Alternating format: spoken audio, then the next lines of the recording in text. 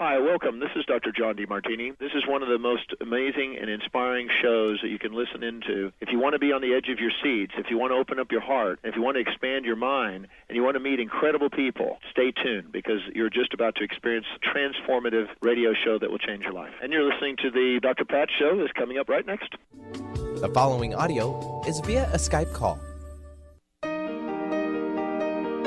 Welcome to the Dr. Pat Show. Talk radio to thrive by. Powerful, inspiring, and coming to you live, bringing you stories of people like you and me busting through and living life full out. Get ready to dare to wonder what your life would be like if you knew you could not fail.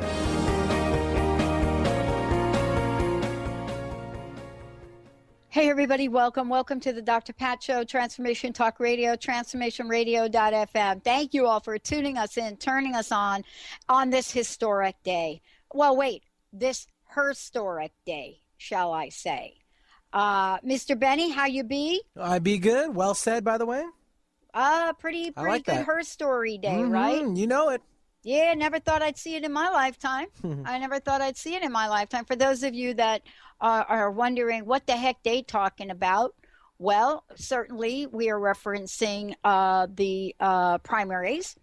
A couple of historical things going on there, but mostly to talk about, you know, the fact that we have a woman here, Hillary Clinton, regardless of what your party is. This is not a political statement. It's a historic statement. You know, and the reason I'm bringing it up is because we have had people, Benny, on the show that have come on and have talked about this year in particular, the kinds of things that would happen this year. Everybody from Madeline to Colette Steffan, Dr. Jen Royster, all of these folks that are thinking about the energy and the shift and the change, right? And what's fascinating is when I think about this, you can connect the dots. And it starts with looking at an emergence of people finding their voices. And that emergence, whether you want to believe it or not, really is focusing on women. There's a statistic that I'm not going to share in this show, but I'm going to share in a show I do later on the week about what's happening in the world of business, how women have come to the forefront. Now, I haven't seen this kind of activity in this arena since I go back to my bra burning days, right?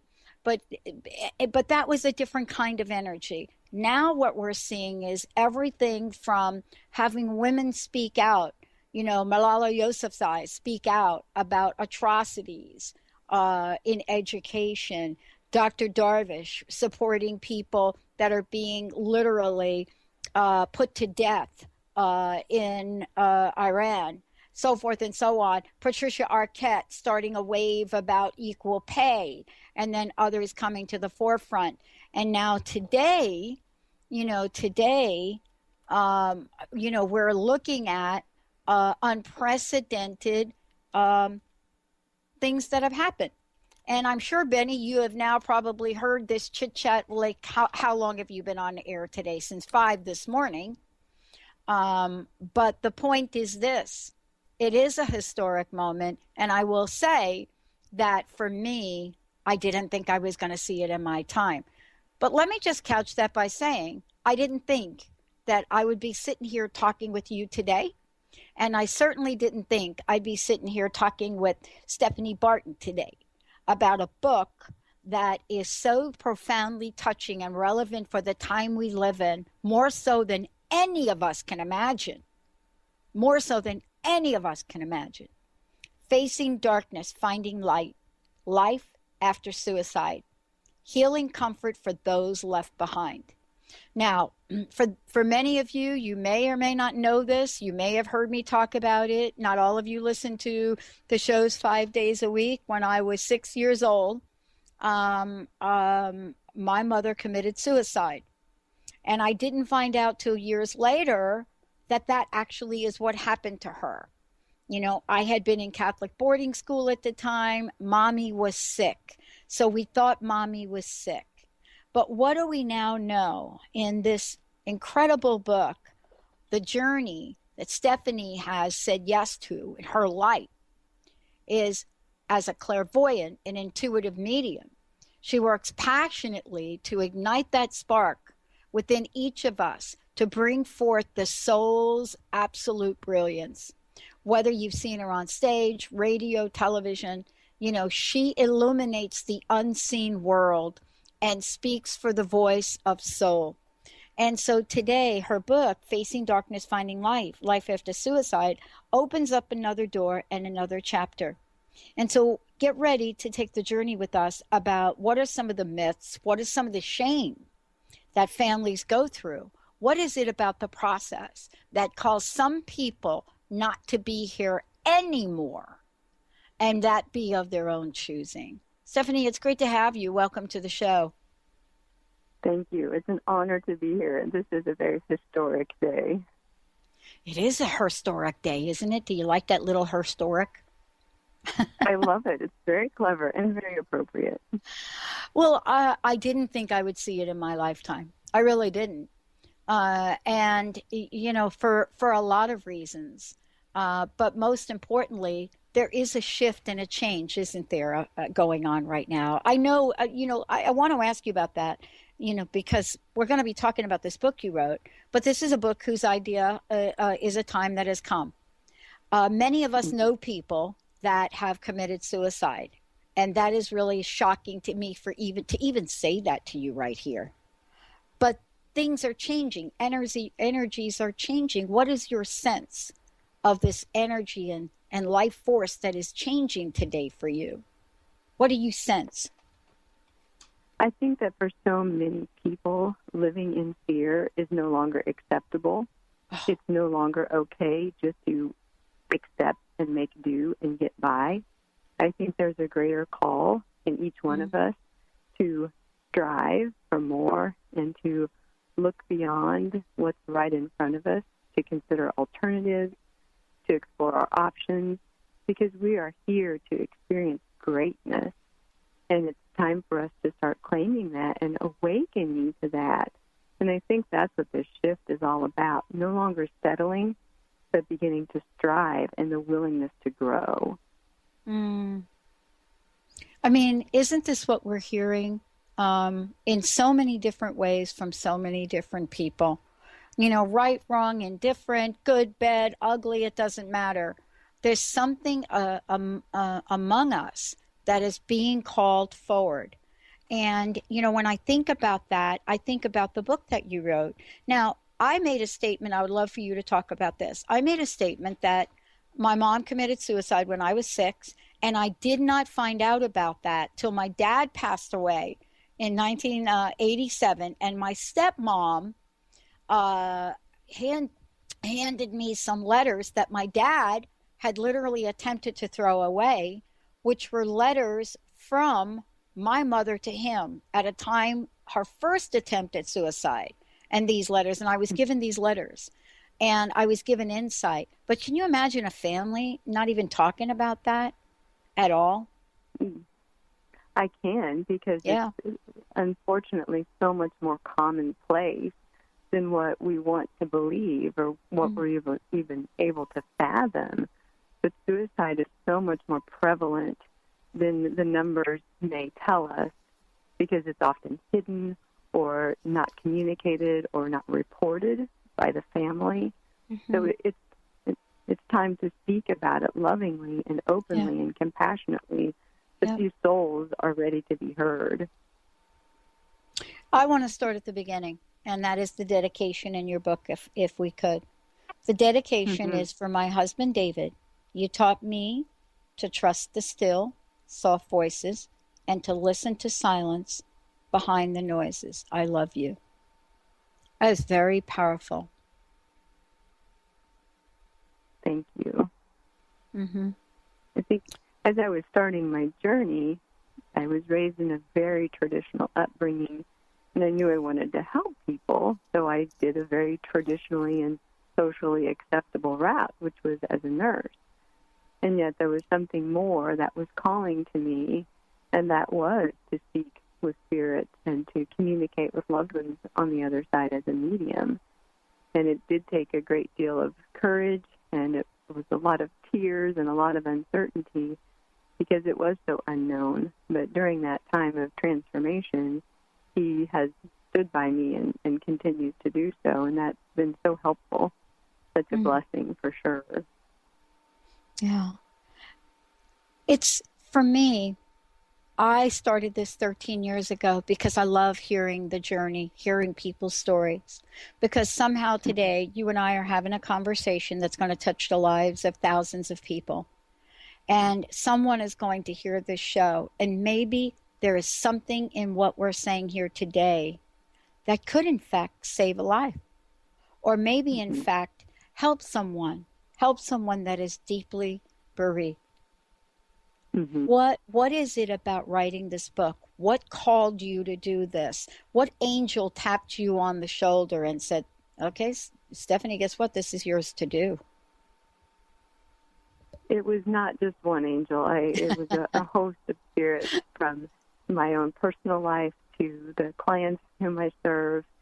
It was in me to do this. And sometimes growth is uncomfortable, and sometimes we're asked to do things that can be a little bit tough. But yet I have so much hope and so much love and so much desire to help those who are struggling or who do feel lost, that I was willing to face those fears, to face that darkness and find that light, and then share that with those who were willing to receive. Today we get to open up the headlines, and every time we turn around, we see another story of someone who either took their life, or maybe in some cases, maybe an overdose. It doesn't matter. But we believe that those who commit suicide do not have a spirit. They do not have an energy. And I say we believe. I'm talking about society in general, and I'm also talking about some of the religious practices, right? That folks that literally commit suicide don't have a spirit. They don't have an energy. They're not fully expressed.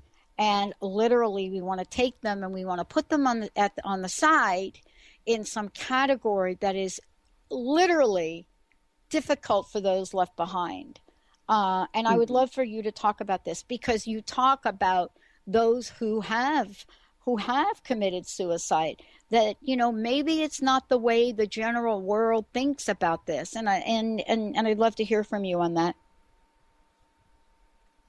Well, I think that there is such a misunderstanding and such a fear as to what happens to those who make the choice to end their lives, coupled with the shame and the pain of being left behind. But what is consistent, and what I've learned from these souls who have completed suicide, is that in that moment, in that act, that was the highest good. That was the means by which that soul could grow. So it's always about growth. It's always about taking that step forward. And sometimes the step forward means leaving the physical body behind. It's no more or less shameful than a death by cancer or a car accident or any other means of leaving the body behind. In the end, we all take that journey. And those who complete suicide do so with a different kind of willingness. There's a force in them that calls them to grow in that direction through suicide. But there is no cause of death that ends a soul. None. Right. Our souls are eternal and unending. There's nothing that can harm that soul. Physical death aside, the soul grows. We continue on. Our journeys, they just don't ever end. Yeah. It has got to be one of the hardest things for families, and as you say in your book, life after suicide, healing comfort for those left behind. You know, we often think about, yeah, of course, this is the person and this was the journey and the decision they made, but I think very little time is really put into the people that are left behind, what sense to make of it, and how all of this can come together. Sometimes I in your book, you talk about people saying that they can't make it today. They just don't know what to do. And what is it that you've discovered that has been able to ignite in people this absolute sense of there is a life that could happen after? Yes, I think that's that's a really important key piece to healing in life after suicide, is realizing that death is not an end, and that it is absolutely possible to cultivate meaningful relationships with those souls who are continuing on their journey on the other side through grieving and through ceremony, through acknowledging our emotions, but then cultivating new relationships, different connections with our loved ones who are on the other side. Because a relationship doesn't need to stop just because the body has ceased. Those relationships can continue on, and we can find peace and comfort in those relationships if we're willing to move through some of the emotions and to honor our own journey, but then also to believe that communication, that connection is possible even from the other side. And that's a key piece that I think. Yeah. Go ahead. Well, I think that, one of the things that we have is to get past the guilt and shame. I mean, think about my family, if you would, who kept this a major secret. And if it wasn't for my stepmom that had decided to keep those letters and be able to give them to me only after my dad passed away, none of us would have ever known. I wouldn't have known exactly, the pain my sister went through, who was caring for my mother at the time.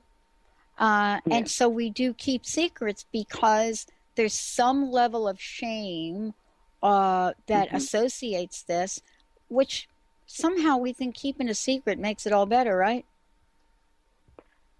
In some way, I think that we do have a very false and unhealthy belief that secrets keep us safe. And the truth is they don't. They only keep us stuck, and they hurt and they wound deeply.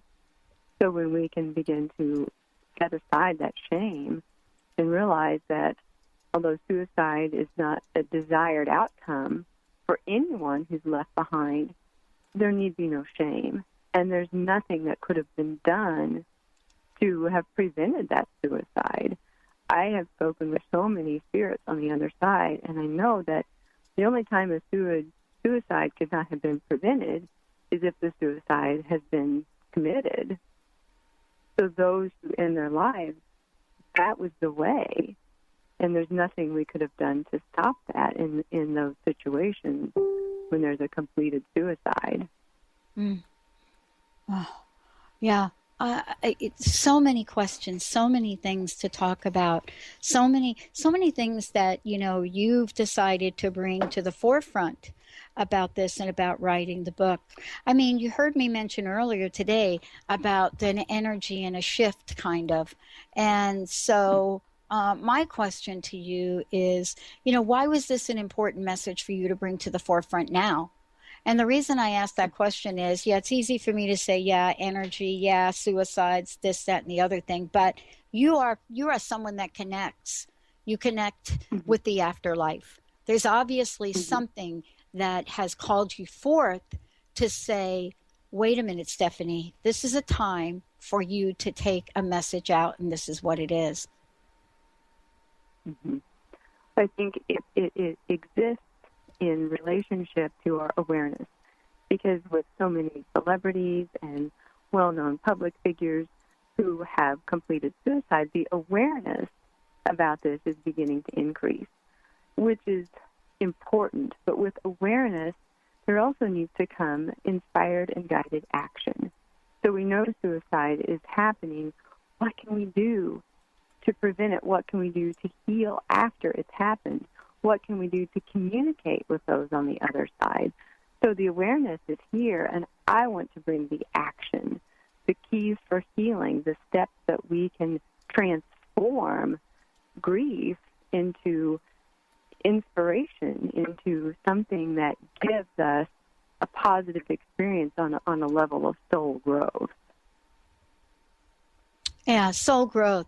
I mean, we think that the folks that commit suicide don't really have any soul growth. It's kind of like the end of the line. Do you know what I'm saying? Like it's the end of the line right here. Mm-hmm. It's like there's nothing else to say. There's nothing else to do.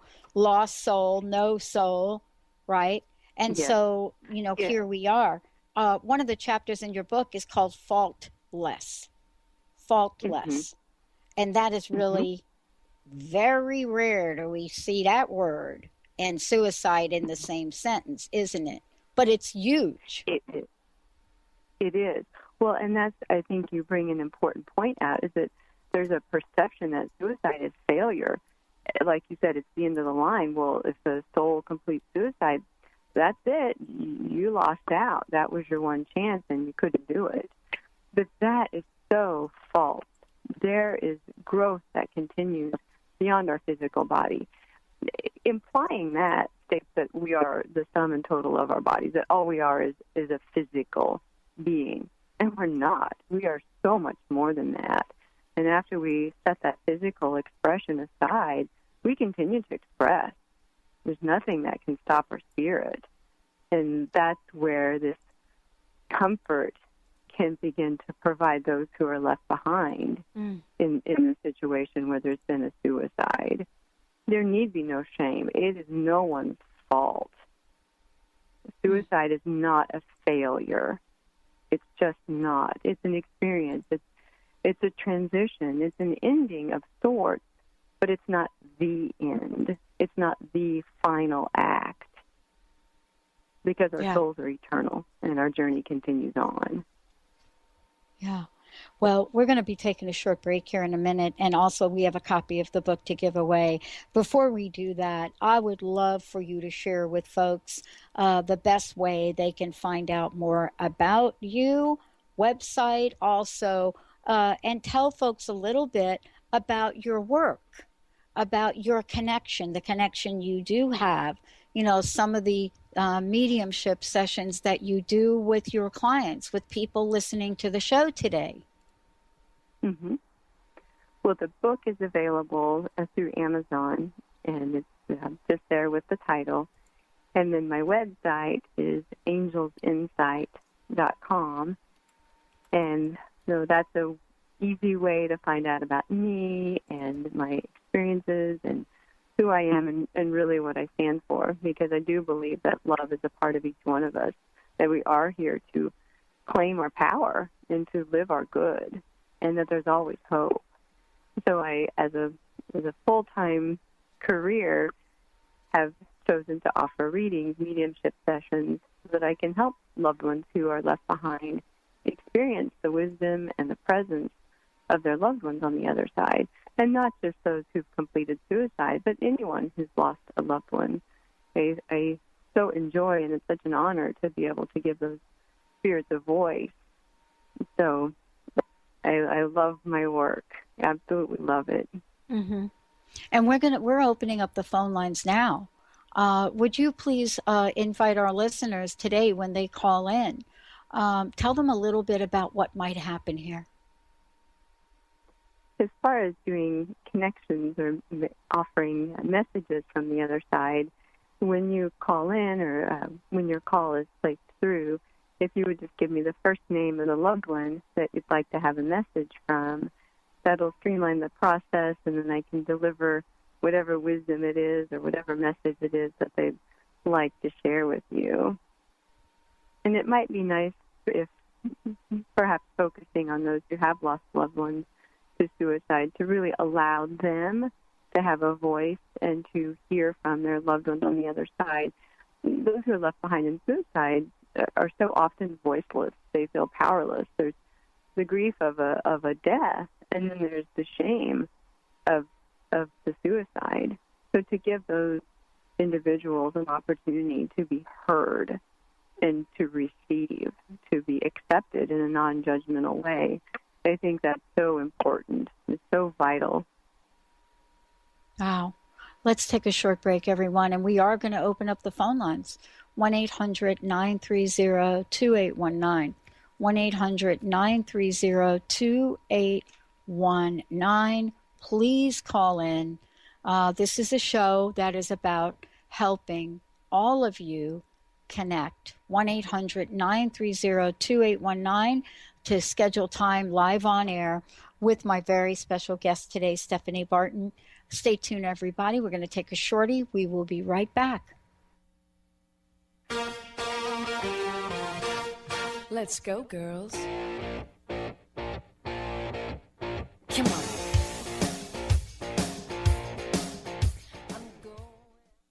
Artie Hoffman is the hottest psychic with the warmest heart and the host of the hit show Angels and Answers. A renowned psychic, medium, spiritual life coach, and an entertaining motivational speaker, Artie has helped over 15,000 people with his amazing intuitive gifts, his passion, and his humor. Call 877-ANGEL-02 to schedule a personal reading or to have your own psychic Artie party. That's 877-ANGEL-02. And visit artiehoffman.com and Angels and Answers on Facebook.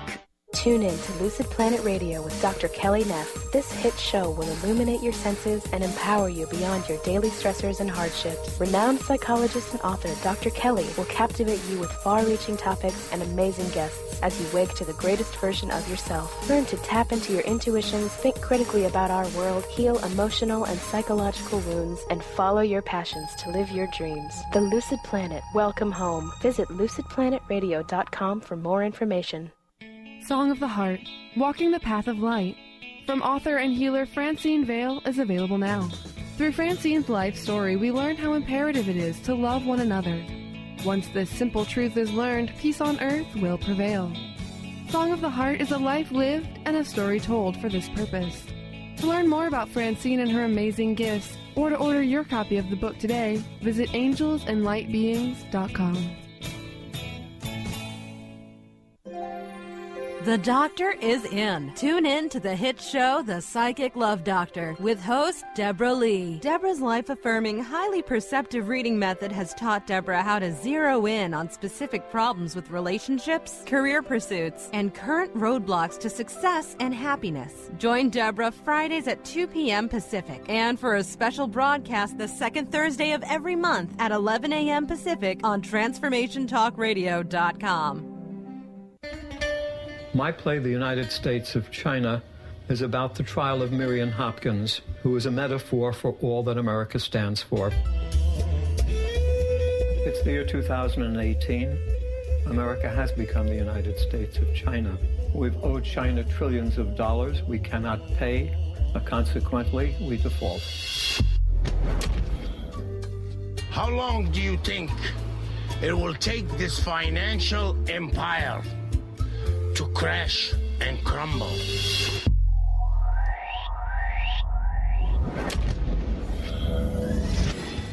Just like that.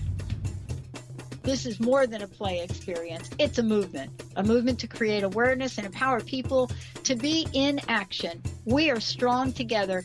We will always prevail. Get your tickets today at americathestrong.com.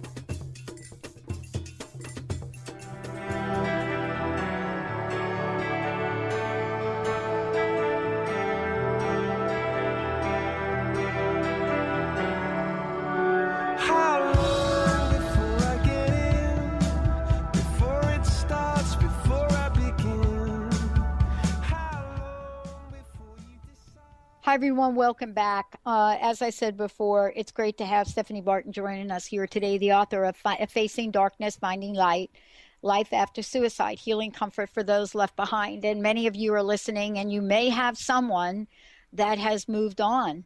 The phone lines have been open, 1-800-930-2819.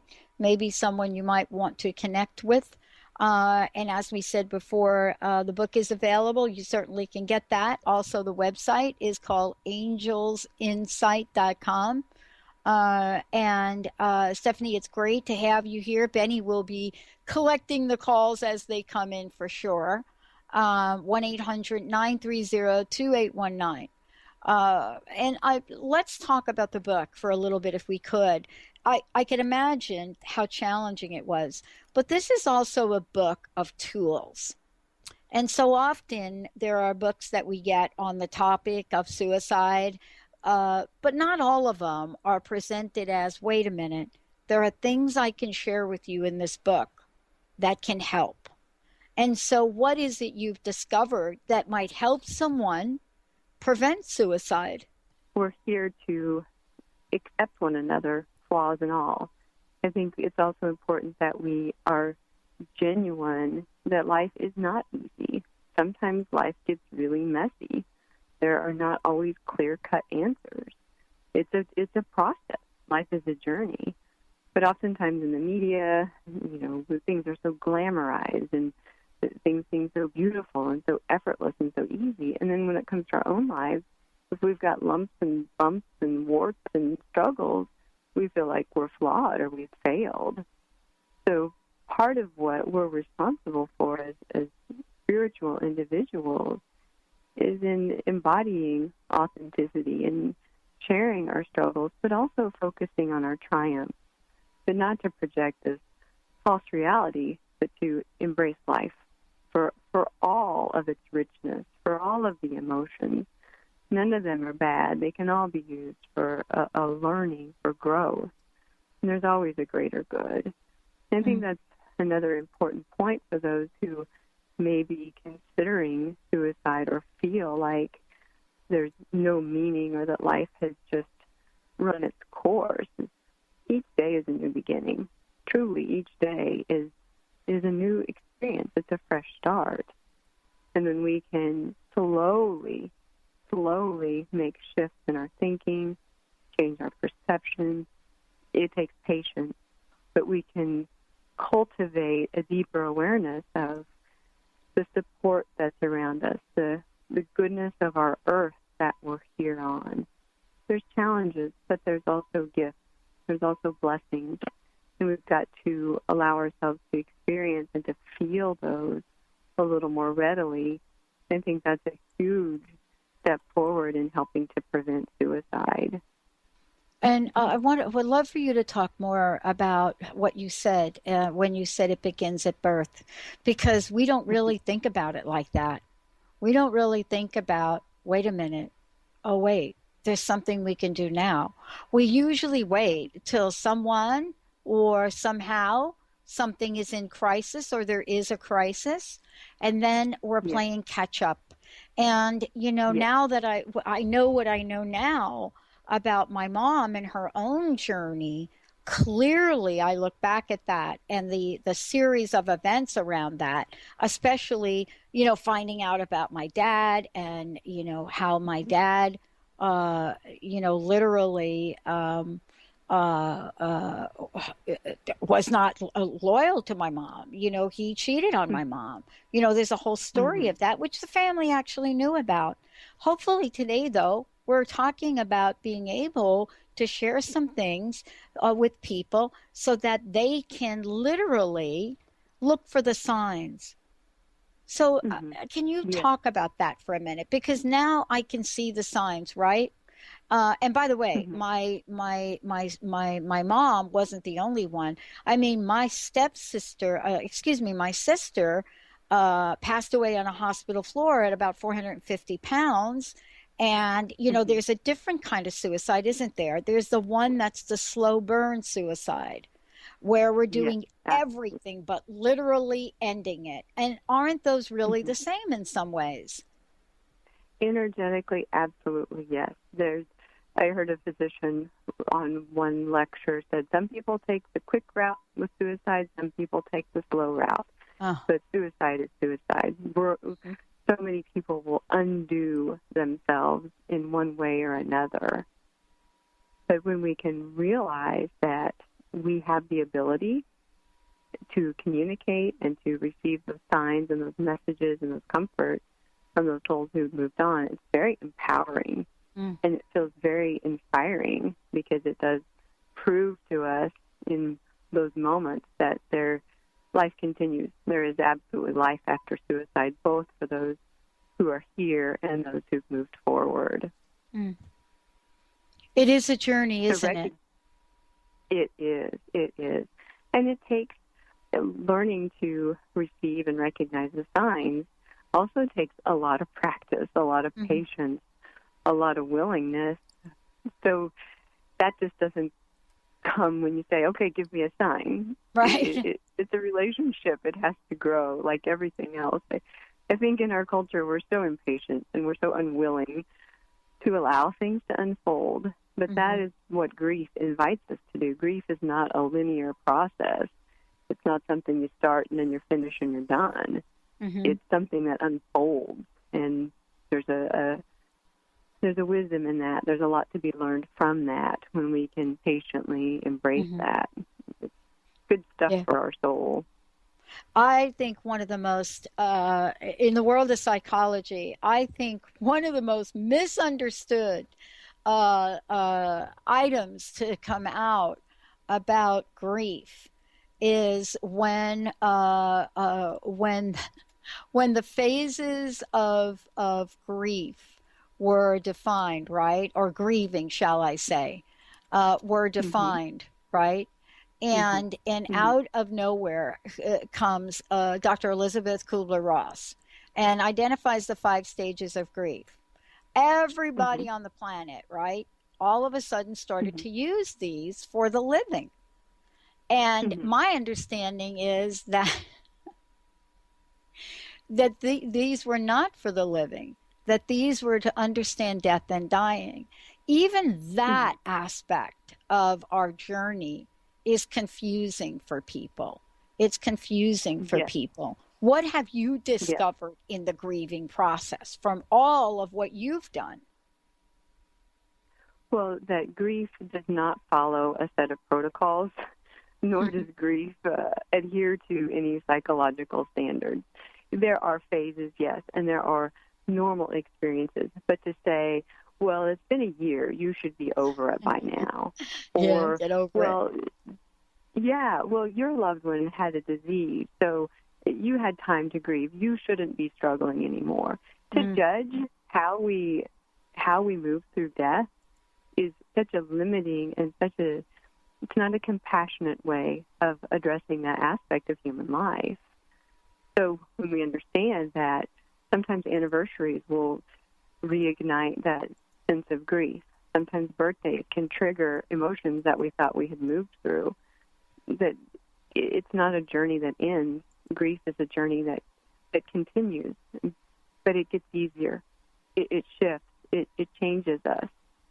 It invites us to grow, and it's a journey that we can take and feel good about that journey and find hope. I think that's so important for those who are left behind. It is so important for those left behind, and yet at some level, there's probably not a whole lot that you and I are going to be able to say today, for sure, that can fill the hole that gets left, right? But, for you grew up in a very traditional religious experience, right? And had your own personal experience with this. And that's usually why we step forth and write things, because all of a sudden now either a best friend or a loved one or a family member decides that they are going to take their lives. And so it leads us on a journey to seek answers. I know it did for me. And it sounds like it did for you as well. Why was it important for you to seek those answers? What was it that was happening within you that was quite unbelievable? I think for me, it was what you touched on, that I did feel a hole. I felt a tremendous hole, such pain, and I couldn't seem to fill that with religion, and I couldn't seem to fill it with psychology, and I would talk with friends, and that didn't fill it either. It was the inner work that I did, and the willingness to listen. And then as I experienced a deeper level of peace, and as I began to know that our souls continue, oh my gosh, I wanted to share that with others. I wanted others to taste and to touch and to feel some of that peace that I had experienced. And I know it's not a one-stop, one-shot fix-all, or it's not a come in and have a session and then you're done and you're forever cured. But it's an experience. It's something to hold on to, something we can refer back to, something we can draw on when we need that peace, when we need that strength. And if you can just have that, even for a moment, that one sign, that one glimpse, that feeling, and that's something to hold on to. And then you can build from that. And you can build from there. But just that moment to hold on to, when even for an instant you feel like that hole has been filled, that's enough. And then you fill it again. And then you fill it again. And you fill it again until finally it's not such a deep hole. And it only takes a little bit to fill it instead of a lot. And that's the hope that I have for all the listeners and for anyone who's been affected by suicide. Maybe you won't fill the hole all at once, but in time, it takes a little less to fill the hole because there is life beyond suicide. Yeah. And, you know, you just said something very compelling for all of us. Let's take a short break. When we come back, everyone, we actually will give a copy of the book away. You're listening to the Dr. Pat Show. I'm Dr. Pat. My very special guest today, Steffany Barton. When we come back, Steffany's going to give you information about her website, but most importantly, you know, if you would like to have or work with Steffany directly, we'll make sure we give that to you, too. But we are going to give a copy of the book away, everybody. Stay tuned. We'll be right back.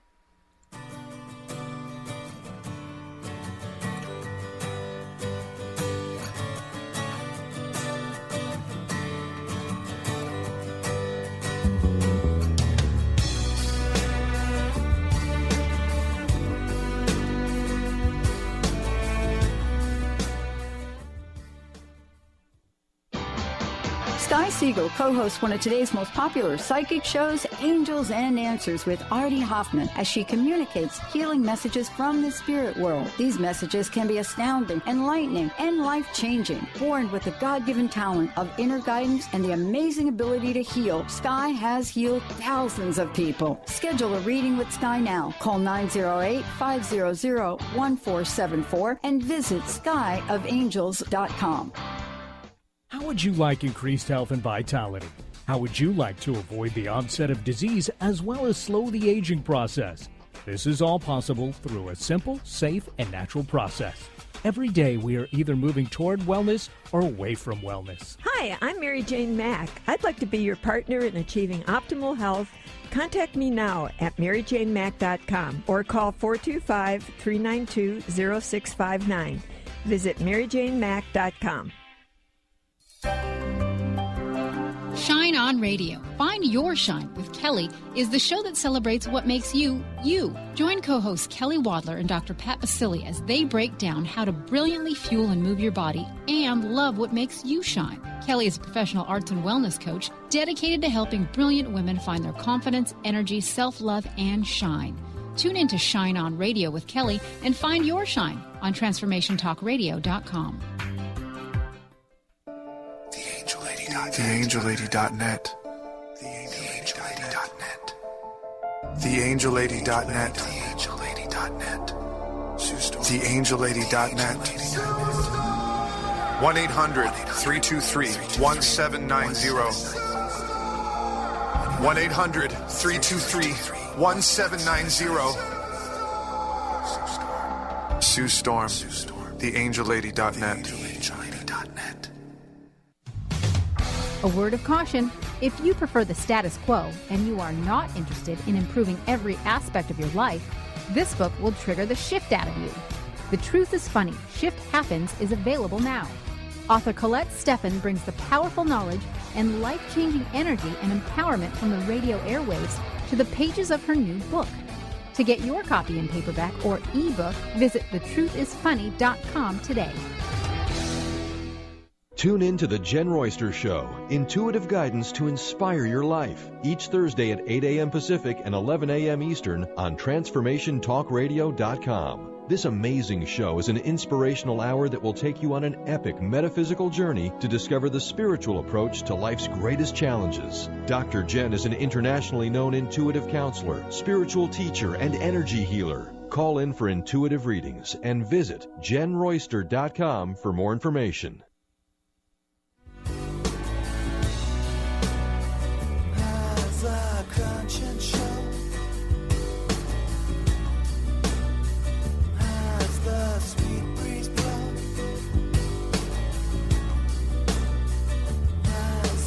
Kindness comes.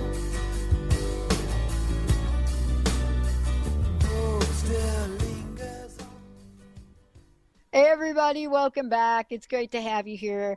Benny, let's give a copy of the book away if we could for one of you out there, our first caller. Facing Darkness, Finding Light, Life After Suicide, Healing Comfort for Those Left Behind. Steffany, before we jump into our final segment together, I wanted to make sure that you let folks know what you do in life, what you're available, how you help people with grieving, with loss, but what you do to help them connect. Well, what I do is I offer mediumship sessions where I provide a voice, provide the emotions, provide the validation of facts that our loved ones' spirits are still with us, that they continue on far beyond our physical experiences. And so not only do I offer those connections with loved ones on the other side, but I really lean into those loved ones to provide tools or tips or ways that their loved ones who are here can move forward, can better their lives, whether it's a message from a father to a loved one to go back to school, or from a grandparent to a grandchild that I'm speaking with to save a little more money. And our loved ones on the other side want to help us, and they want to give us that guidance and that good advice. So I can provide a little bit of that, too, from the other side. Awesome. So 1-800-930-2819, unless Benny's already gotten somebody for the book. 1-800-930-2819. We'd love to take the first caller. We'd love to give you a copy of this incredible book. Facing Darkness. I want to talk about the title of the book, if we could. Facing Darkness, Finding Light. Now, many of us who have lost loved ones, facing darkness is probably, it's just excruciating. It's excruciating. I mean, I don't even know how to describe it, but there's something, though, about suicide, whether it's the slow suicide or, like my sister, a slow suicide, or like my mom, a quick suicide.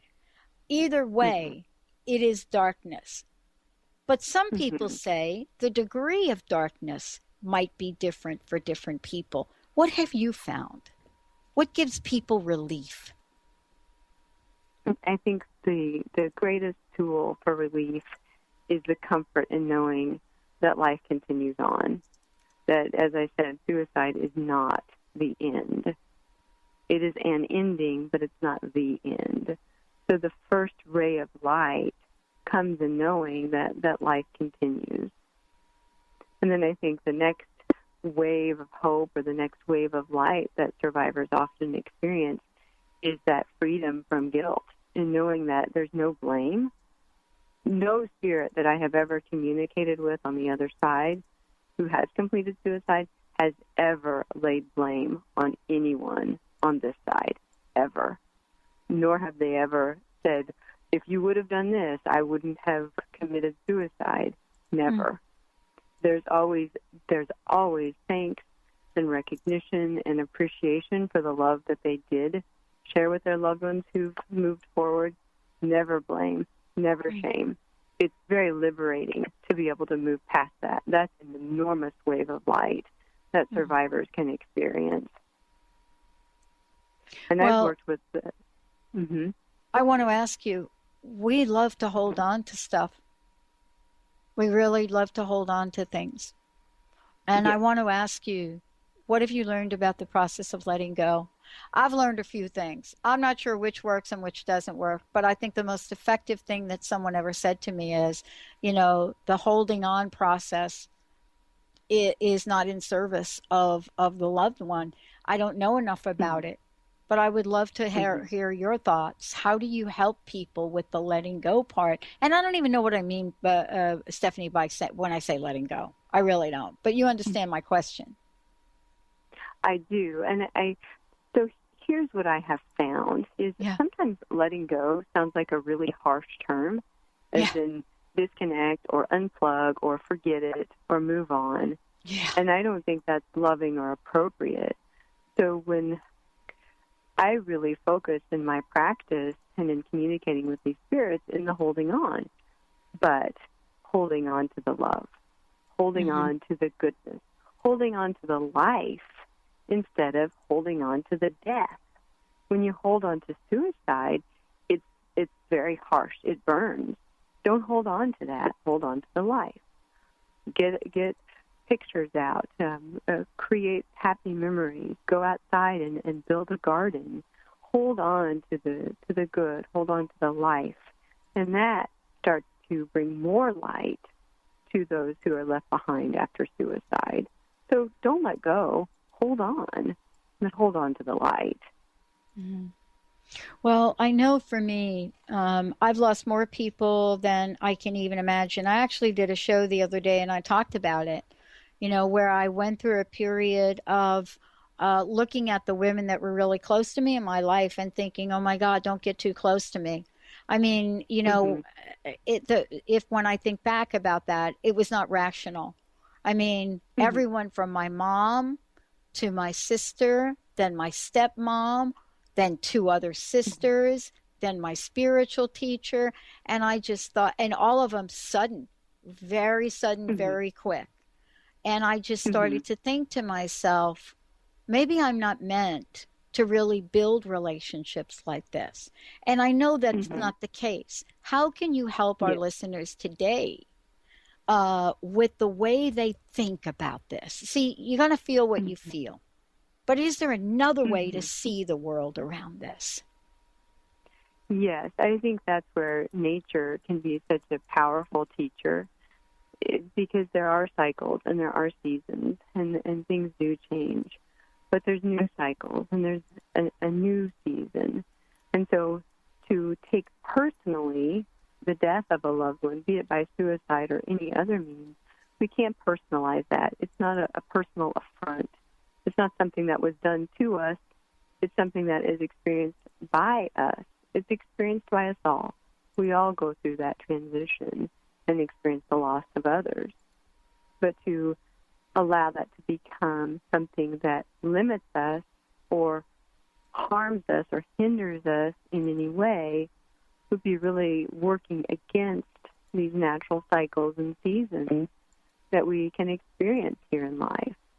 So there's a phase where we're nurtured by someone who's our biological mother, and then if she makes her transition, there will be a new season of nurturance, a new person who can provide that kind of essence or that kind of reminder in our lives. So when we can look for those new beginnings, those new opportunities, those new experiences, it really keeps us in the flow of life instead of stagnant and cloaked in the fear that sometimes too often shrouds death. Wow. Thank you so much for today. Thank you so much for all that you do. Steffany, what a great opportunity for you to share your vision and the healing power that you have. Please tell folks one more time how they might get a copy of the book, but also your website and how they can schedule personal time with you. Well, again, the book is available on Amazon. It's Facing Darkness, Finding Light, Life After Suicide. And then my website is angelsinsight.com. And not only do I work with loved ones on the other side, but I enjoy communicating with guardian angels and pets and all the good that's around us, because we're surrounded continuously by spirit. There's always love in us and around us, and I'm here to share that and to remind people of that through sessions and through meditations, whatever it is that I can give. I'm here to serve. So I would encourage you, if you're interested, to email me or call the number on the website. But just reach out. Reach out. That's one thing that I would encourage anyone who's struggling because of a loss from suicide or who's even considering that, is just to reach out. Reach out for the good, because there's always hope. Wow. Thank you. Thank you. Steffany Barton, everybody. I'm Dr. Pat. I want to thank all of you for tuning us in and turning us on. What a powerful message. Steffany, thank you for all that you do. Thank you so much. It was a joy to be here. Thank you.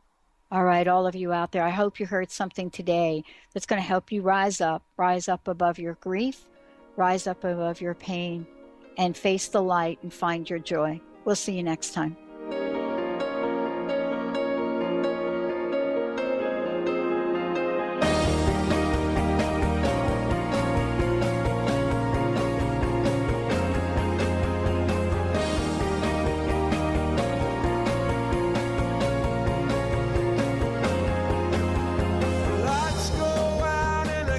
always saved.